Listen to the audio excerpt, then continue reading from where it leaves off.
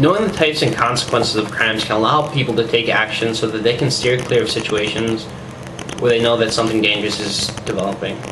I have first-hand experience with involuntary manslaughter because I watched a friend die in a car accident after being killed by a drunk driver. According to New York State Penal Law Section 125, involuntary manslaughter is the unlawful killing of a human being without malice aforethought. Malice aforethought is the intention to kill or to harm. So in other words, involuntary manslaughter is the unintentional killing of another human being that results from recklessness or criminal negligence. It is normally divided into two different categories: criminally negligent manslaughter and misdemeanor manslaughter. Criminally negligent manslaughter is when someone is killed due to criminal negligence. That is, they are killed accidentally when someone else behaves negligently. Misdemeanor manslaughter is when someone is killed during the commission of another crime, where the intent was not to cause bodily injury or death. For example, if somebody ran a stoplight and as a result a car hit them, killing his entire family, he would be guilty of criminally negligent manslaughter, since somebody was killed as a result of his careless driving. If somebody steals a small object and someone else falls down a flight of stairs while trying to chase them, that might be an example of misdemeanor manslaughter, even though the death was an accident and not intended by the thief. Because the death would not have happened if the thief had not committed the crime, it's an example of manslaughter. Now that involuntary manslaughter has been defined, to further help understand it, let's compare it to other crimes where death is involved. Involuntary manslaughter means it's involuntary, without intention, where voluntary manslaughter means it's voluntary, or with intention. However, the intention is not to kill. The intention is to harm the other person. For example, in the case of Stevens versus Jenkins in 1983, a drunken argument in a bar took place between Kurt Stevens and his friend, Noel Jenkins, which resulted in Stevens hitting Jenkins with a beer bottle, causing internal bleeding and death.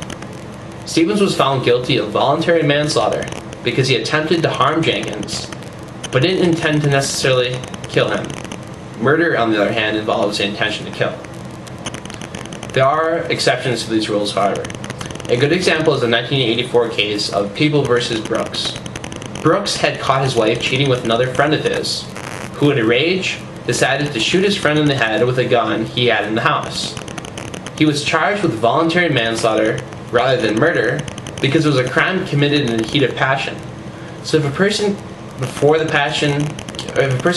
the passion cools, even though there is an intention of killing, it is usually a charge of voluntary manslaughter and not murder. However, prior attacks could convince a jury that the killing was not totally spontaneous. There are important differences in the state laws about what sorts of punishments should be given out for cases of involuntary manslaughter, but most states do not differ significantly between each other on the punishments. In many states, the average sentence for involuntary manslaughter is about 64 months, and the average time for voluntary manslaughter is about 142 months. In Minnesota and many other states, manslaughter cases are put into one of three types: first-degree manslaughter, which is a lot like voluntary manslaughter; second-degree manslaughter, which is a lot like involuntary manslaughter; and a third category called criminal vehicular homicide and injury, which is a type of involuntary manslaughter or involuntary injury that's committed in a vehicle, like a drunk driver killing a person. Some states, such as California, use discriminate sentencing, which means sentences are mandated between their severity level, and there's three different types of severity: low, middle, and high. The penalties for killing a person while driving under the influence are typically more severe than the punishments received for other types of involuntary manslaughter. For example, Muskegon County 14th Circuit Judge Timothy G. Hicks sentenced on Monday, May 9, 2011, Christine Ann Warnhoff to prison for 11.5 to 28 years for driving while intoxicated, which caused death, and a concurrent 7 to 20 years for driving while her license was suspended. In Wisconsin, a person who causes death with any type of motor vehicle while legally intoxicated may be liable and charged with homicide by intoxicated use of a motor vehicle, which is a case of murder, not a manslaughter. While on the contrary, the penalties for a police officer on duty killing a person accidentally are typically less severe than the punishments received for other cases of involuntary manslaughter.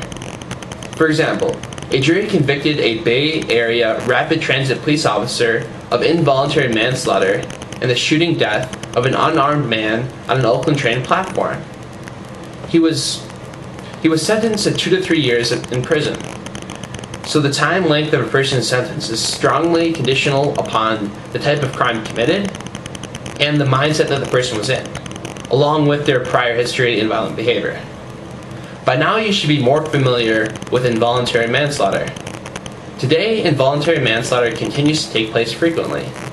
It's unfortunate that accidents like this do happen, but it's crucial that there are punishments for things which are even accidental, because it makes our society a safer place to live. But next time you're thinking about driving recklessly, just be aware of the potential consequences for your actions and choose accordingly, so you aren't the one that needs to be locked away so society can be protected.